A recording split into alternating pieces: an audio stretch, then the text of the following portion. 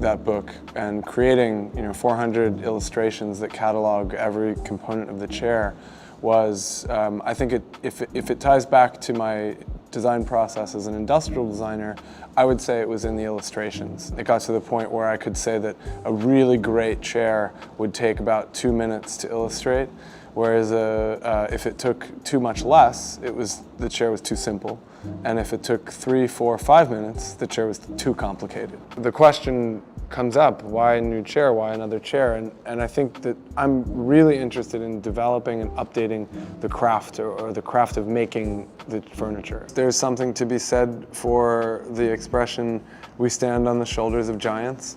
Even though it's intimidating to design within the context of a company like Knoll, where you have Bertoia and you have Saarinen and these kind of incredible figures and masterpieces of design.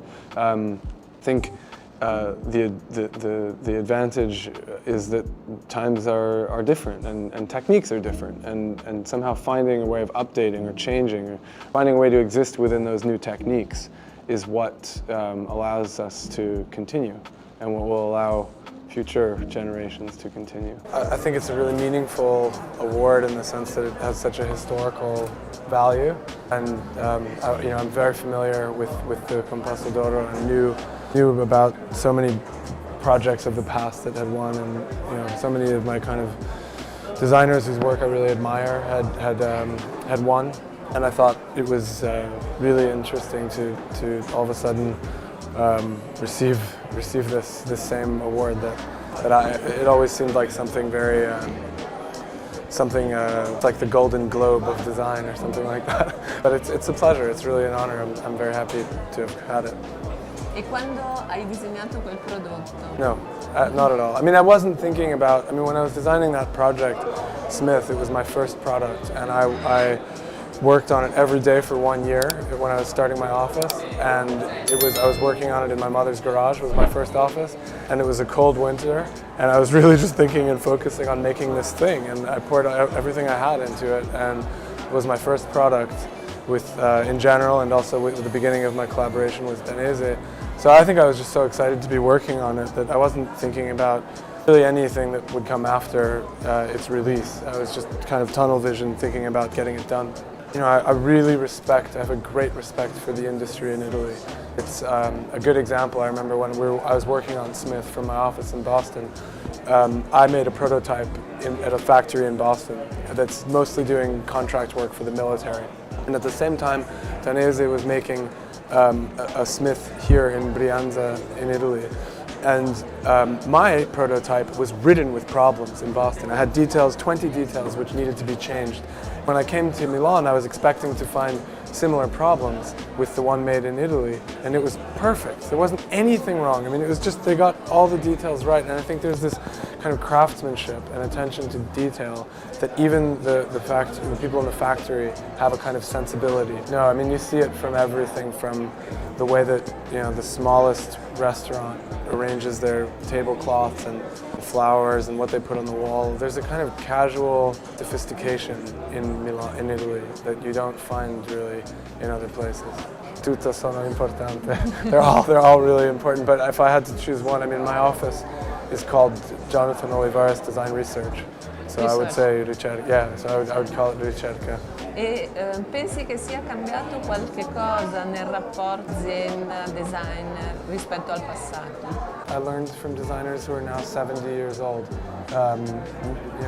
Niels Diffriant and Don Chadwick in the US really have been almost mentors for me, and they've been doing this profession for 40 plus years, and I think I learned more from them than I did from my contemporaries in terms of how to make things and how to kind of envision a project from beginning to end, and how that project has to have a social impact in the end and really reach a kind of a public.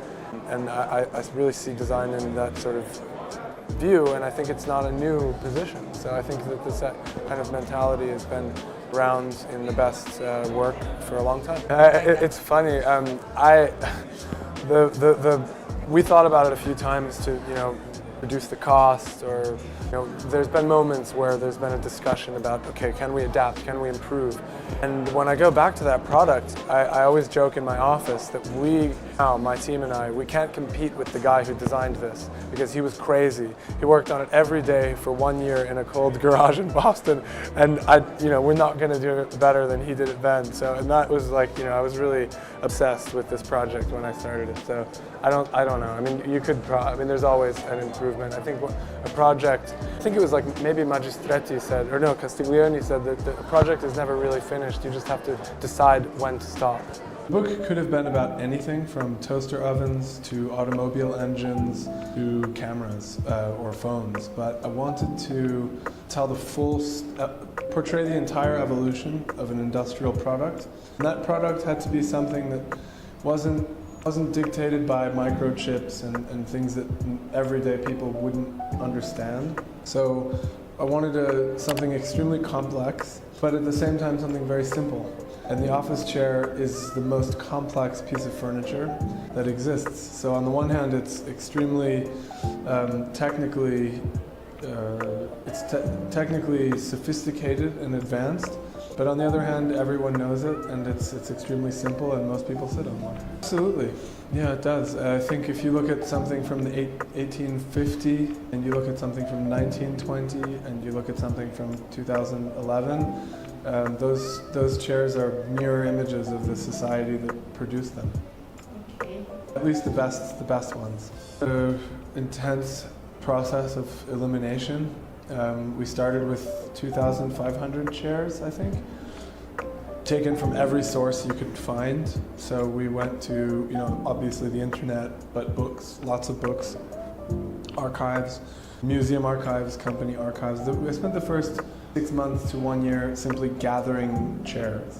And from then, we had begun to work with someone who deals with biology and taxonomy.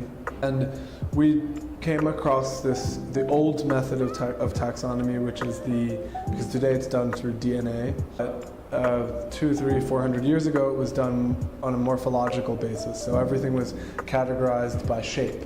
So if something was round or triangular or square, it went into a different category. The long beak, the short beak, all those kind of biological examples, plants, animals, they were all categorized by how they looked. So the office chair doesn't have DNA. So we found that approach, and that approach allowed us to separate all of the elements of the chair, so headrest, backrest, lumbar support, armrest, and so on, and then look within each one of those archetypes.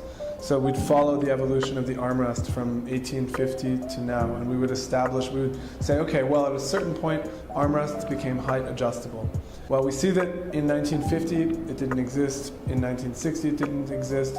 All of a sudden, in 1970, you start seeing the height adjustable armrest. But by 1980, they all have height adjustable armrests. So then we focus on the 70s. We start to organize the chairs by year and do interviews with designers, with museum archivists to find out which was the first height adjustable armrest. And so once we found the first, it was the Kevi chair, we would then place that in the book. And just like that, we went on for every single function or part or shape, a 5-star base, a 4-star base, a 3-star base, and they all got their place in the book. And if something wasn't the first to do something, we took it out of the book.